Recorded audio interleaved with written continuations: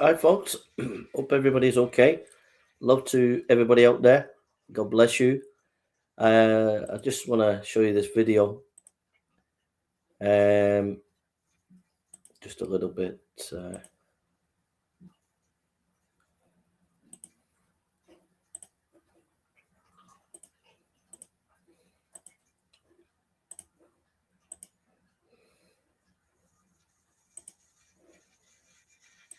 That Jesus has sort of come to us in recent times implies that he doesn't think Jesus was there with Moses. So fast forward to the Q&A period when a YouTuber called GodLogic gets up and he asks me a question. You mentioned in Hebrews 1 where God is speaking, or God spoke to our through prophets. Now he speaks to us through his son, and you're saying, where was Jesus then?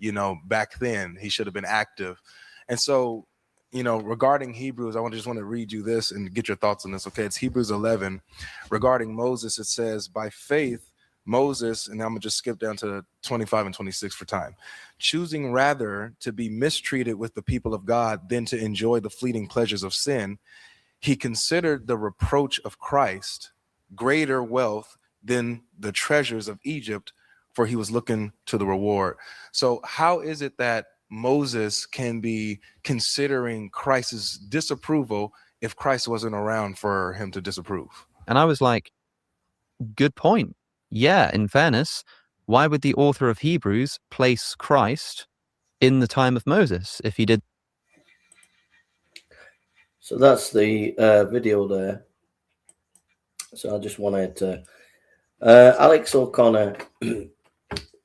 I've watched Alex O'Connor's career over the years when he first started out, where he was just doing philosophy, and then he's become more of a polemicist for atheism. And just a couple of observations. He's very good and talented at philosophy. There's no doubt about it. He has a real ability in philosophical analysis. But he seems to have pivoted towards studying the Bible and getting into theology, and so that he can debate Christians on the Gospels, whether they teach about the divinity of Christ or whether they're historical. And I commend that. It is a kind of big change in the atheist realm. Someone of his caliber taking the time out to study theology in order to debate Christians on that topic. And I commend him for that. But I do think that it's a weak point within atheism. It's a weak point within his ability. It's not his forte. His forte is philosophy. His forte is not historical inquiry. His forte is not historical Jesus studies. He picks up a lot of historical Jesus studies. He doesn't realize, for a man who's well trained in philosophy, he doesn't realize how many philosophical baggages these intellectual methodologies that he picks up in theology have. He doesn't realize the background to, say, for example, a guy called C.F. Bauer, who had the ideas about 150 years ago of Paul invented Christianity. For a man who is trained in philosophy, he doesn't realize that this guy was influenced, C.F. Bauer was influenced by Hegelian philosophy. So he's studying theology, he's studying historical Jesus studies, but he's not aware of the philosophy behind some of these methodologies that he's using. So to me, he's an amateur in this area. He's not competent. Do I respect him and I respect his philosophical ability? He is not competent to be engaging in theological debate. And so when GodLogic turned up and asked him a question, he stumbled. Now, a year later, Alex has come back to this and he's started to complain about it, saying it's annoying that this video keeps cropping up showing that he got exposed. Well, the thing is that he did get exposed. He was making the claim that Jesus was not divine or seen as divine by the early church of that time, but GodLogic showed a passage of scripture that showed that in the time of Moses, he was thinking about Christ, according to the book of Hebrews. And so Alex is crying about it. He's upset about it. And I would just say, man up, just be a man.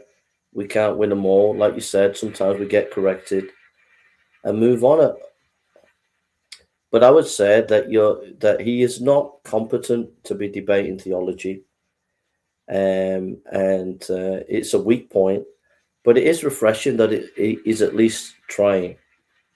And he's very naive as to the sources that he's using. He's not really critical of his own sources. He's not aware of the philosophical baggage that his own sources have when he's using theology. I'll give you another example.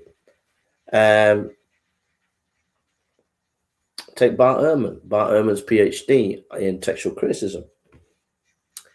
And basically, Bart Ehrman was using, for his thesis, he was using a guy called Walter Bauer, who wrote around about 1930. Now, Walter Bauer had a philosophical belief that there's no such thing as one community.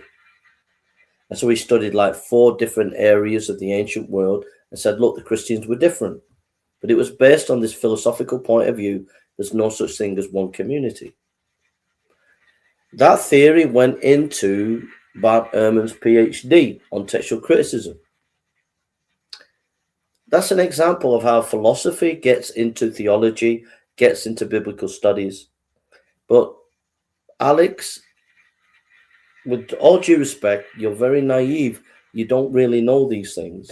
So when you're using these intellectual arguments in theology and Bible, you really don't realize the baggage that these tools that you're using carry. You're out of your depth. But in Alex's career, I really respect him. He is a very wonderful gentleman. He conducts himself in an amazing way, really nice way. He does try his best to engage with people, and he is a credit to atheism. And I believe one day that this man, I'm praying, will give his heart to the Lord, that he will become a child of God. And when he does, he'll be a great defender of the Christian faith. So all the best, Alex. I wish you all the best for the new year. And I pray that you'd have some good engagements and that you will come to know the Lord. So there we are. All right, God bless you. I might do a stream later. I don't know. I'm feeling a bit tired. So, all right, love you all and God bless you all. Take care.